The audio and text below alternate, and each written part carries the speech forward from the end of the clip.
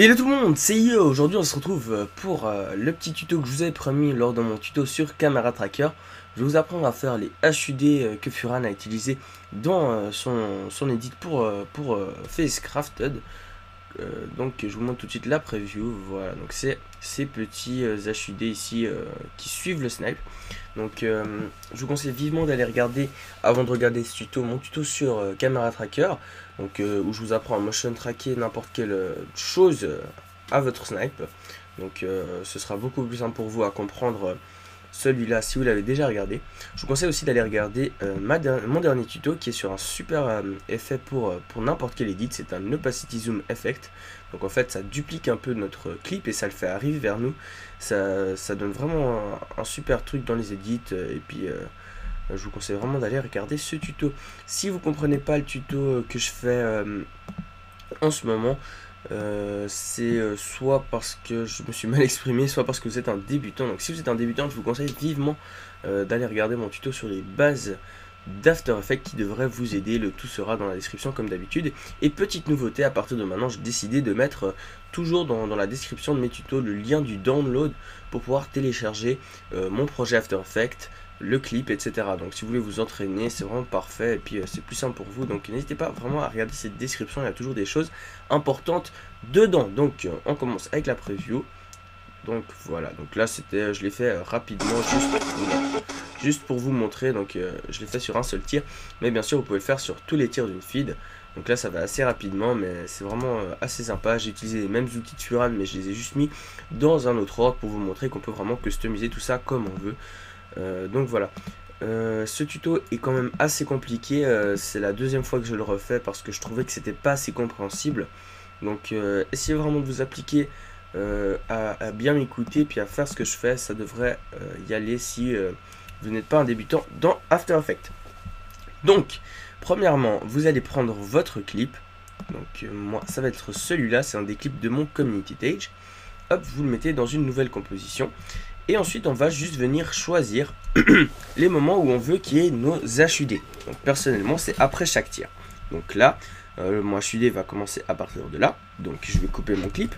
Et il va se finir un peu plus tard quand le snipe recommence à viser pour le kill d'après. Donc je recoupe. Donc ça, c'est la zone en fait où il y aura mon HUD. Donc maintenant, je vais faire pour chacun des tirs. Donc c'est important de vraiment séparer les zones là où il y a l'HUD des zones où il n'y a pas l'HUD.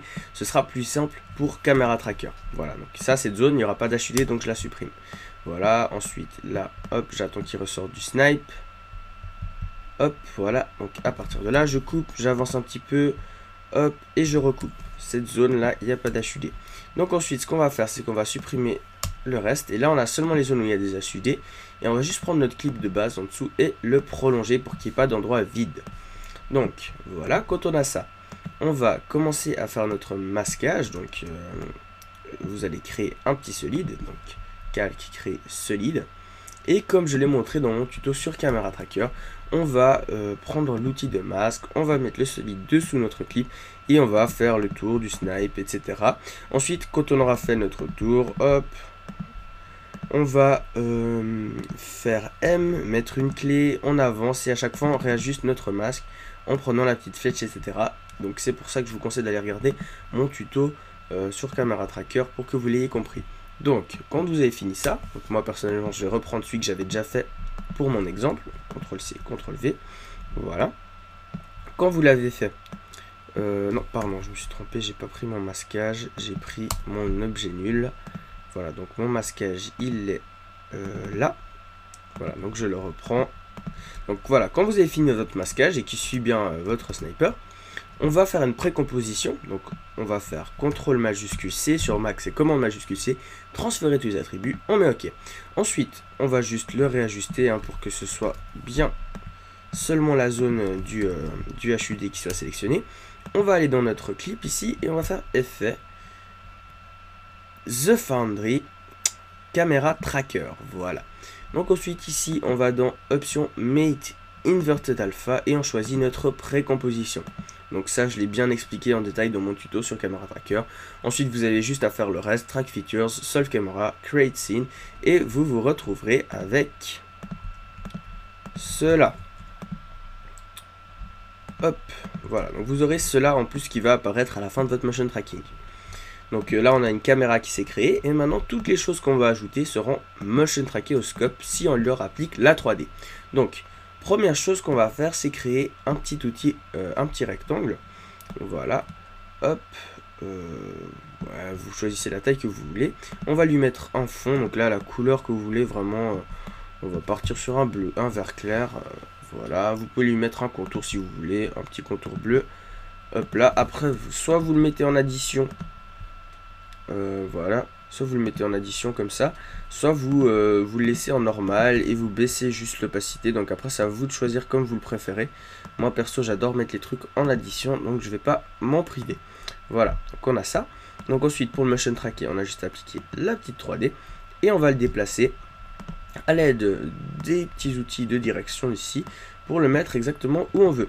Ensuite on va ajouter le nombre, donc on va dans texte, on va écrire par exemple un petit dièse et puis par exemple le chiffre 2 si c'est le deuxième kill.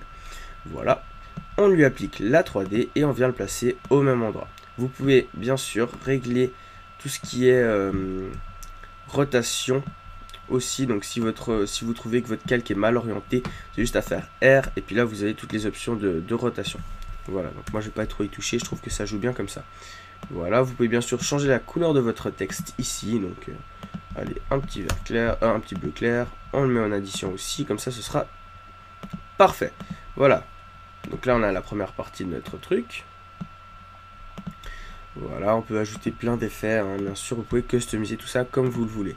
Donc moi je vais faire un petit rond maintenant, donc bien sûr si on se déplace on voit que le tout suit notre snipe, hein, donc c'est vraiment le but du tuto. Donc maintenant je vais faire un petit rond, donc je vais ici dans l'outil ellipse, je fais bien attention d'avoir rien sélectionné, je viens cliquer, hop, et je vais maintenir commande, c'était réel sur PC, et majuscule pour faire un rond parfait. Voilà, donc là j'avais pas maintenu, voilà, donc là j'ai mon rond, là je vais juste mettre un contour, hop, un petit contour bleu, on va enlever le fond, voilà. Ensuite, on le passe en addition comme les autres. On lui applique la 3D et on va bien sûr l'ajuster pour que ce soit parfaitement au bon endroit. La bonne taille, donc S, c'est le raccourci pour avoir la taille. Voilà. Donc on peut vraiment tout changer. Donc rappelez-vous, pour vous modifier, si vous voulez aller assez rapidement, vous pouvez faire P pour changer la position. Donc là, vous avez la position gauche-droite, là au bas et là la profondeur. CTRL Z, CTRL Z, CTRL Z, voilà. Et R c'est pour les rotations, S c'est pour l'échelle et T c'est pour l'opacité, mais on va s'en servir qu'à la fin. Donc voilà, quand on a fait ça, on est content. On va dupliquer notre rond. Cette fois je vais l'agrandir. Hop, à peu près cette taille, voilà. Je le déplace un petit peu, hop, et je vais lui mettre des traitillés. Donc j'ai fait un tuto sur cet effet, il sera aussi dans la description. Donc j'ai juste allé dans contenu, ellipse, contour, hop, et on met le petit tiret ici, comme ça on voit qu'on a cet effet de traitillé. Donc là on voit que mes traitillés passent derrière le 2, mais on va l'arranger par la suite, ne vous inquiétez pas. Donc là on a un joli effet, on va juste rajouter le petit spectre audio, donc c'est là voilà les petites barres animées multicolores. Donc j'ai fait un tuto dessus aussi qui sera dans la description. On va faire CTRL Y, commande Y sur Mac, hop, effet, génération, et c'est spectre audio. Voilà, donc ensuite vous avez juste à importer une petite musique, hein. Enfin bien sûr vous l'aurez déjà dans votre montage, mais moi je dois en importer une parce que je l'ai pas encore ici. Donc hop, hop, voilà, hop là, on met notre musique et on va juste venir sélectionner ici dans calque audio notre musique. Comme ça on voit que nos barres commencent à s'animer. Là on a juste quelques petites modifications à faire. Ici dans fréquence de fin je vous conseille de mettre 800. Dans bande de fréquence on va l'augmenter pour qu'on ait assez de barres ici. Et on va augmenter un peu la hauteur maximale. Ensuite on va faire tourner ça, voilà, qu'on ait un peu des jolies couleurs. On va enlever les deux cases ici, hop là, comme ça met encore des plus belles couleurs. Et maintenant pour que ce soit rond, vous cliquez ici dans l'outil ellipse, vous venez au milieu. Hop, on fait un rond, donc on maintient de nouveau commande et majuscule enfoncé. Et ensuite, on va juste venir ici et choisir chemin, masque 1. Voilà, comme ça, ils seront en rond. Ensuite, dernier petit ajustement, ici d'en face, on va mettre seulement la A, comme ça on aura seulement l'intérieur qui sera rempli. Voilà, donc ensuite on ajoute la 3D comme d'habitude, S pour la taille, et on vient le mettre seulement à l'intérieur du scope. Comme ça c'est bien joli. Voilà. Donc, bien sûr le tout est motion tracké, hein, comme d'habitude. On peut ajouter un petit peu de lueur diffuse pour que ça se voie un peu plus. Esthétique, lueur diffuse, voilà. On augmente un peu le rayon. Donc ensuite bien sûr tout, on va faire quelques petits ajustements par la suite. Mais là on a déjà la base de notre HUD. Voilà, donc là vous voyez qu'il le suit. Donc première chose qu'on va faire, c'est qu'on va faire CTRL A et juste fermer les flèches. Comme ça met un peu d'ordre dans notre composition. Mais ce qu'on va faire surtout, c'est qu'on va sélectionner tous les calques qui sont des HUD. Donc c'est ceux-là pour moi. Et on va faire CTRL majuscule C. Sur Mac, c'est commande majuscule C. Non, sur PC, ça doit être CTRL Alt C. Je crois que c'est ça. Ensuite, on met bien transférer tous les attributs. Et en fait, on va regrouper tous ces calques en une seule composition. Là, vous voyez qu'ils se sont remis au milieu. Donc ça, c'est normal, ne vous inquiétez pas. On va juste appuyer sur ce petit bouton ici, là. Et tout se remettra comme avant. Donc en fait, ce qu'on a fait, c'est qu'on les a juste regroupés, mais ils sont toujours dans la composition. C'est juste pour que ce soit plus simple, qu'on puisse les gérer tous ensemble. Si vous appliquez pas ça, donc ça fait comme en fait si on avait séparé le tout, que ça on l'avait mis dans une composition et le reste de la composition reste dans celle-là. Mais si on met ça, tout reste dans la même composition, c'est juste que cela est regroupé. Donc je sais pas si vous m'avez compris, mais ce qui est important, c'est que cette option est vraiment sympa. Ensuite, on va double-cliquer dans notre composition, et là on va pouvoir faire des ajustements. Donc, là par exemple j'avais dit que je voulais pas qu'il y ait le tout qui passe derrière, donc on va juste reprendre notre calque là, on va le dupliquer, on va le mettre en dessus de notre calque avec les traits tillés et on va faire alpha inversé. Voilà. Donc si vous n'avez pas alpha inversé, vous venez ici, clic droit, colonne et vous choisissez, c'est un des deux, je sais plus lequel. Voilà. Donc en fait alpha inversé, ça va dire que on va afficher ce calque, mais seulement aux endroits où il n'y a pas celui-ci. Donc voilà, c'est un petit raccourci qui est sympa. Si vous mettez alpha, on va afficher ce calque, mais seulement à l'endroit où il y a celui-ci. Donc c'est vraiment un truc super cool qui simplifie la vie. Voilà, donc là vous pouvez bien sûr faire des ajustements. Si vous voulez mettre de la lueur diffuse, du shine, etc. Ça peut vraiment être sympa. Si par exemple là je mets un effet de trap cut shine, hop là, que je le mets en add, que j'ajoute un effet esthétique de lueur diffuse. Voilà, on voit qu'on a ces petits traits rouges là qui partent. Ça peut vraiment être sympa, vous pouvez bien customiser le tout. Et quand vous revenez, toutes les modifications sont mises à jour. Voilà, donc là c'est à peu près tout pour ce tuto. Quand vous voulez ensuite faire pour chacun des autres kills, c'est pas compliqué, hein. Vous avez juste à revenir et à faire la même opération après pour le deuxième. Voilà. Donc ensuite, on va juste couper notre composition ici et là, comme ça, elle s'arrête et elle commence seulement au bon endroit. Et on va faire une petite animation d'opacité pour la faire disparaître petit à petit. T, hop, on met une clé d'opacité, on va venir à la fin et on met 0. Voilà, comme ça, ça va disparaître. Donc là, ça apparaît, hop, et ça disparaît. Voilà. Donc bien sûr, vous pouvez tout customiser à vos envies.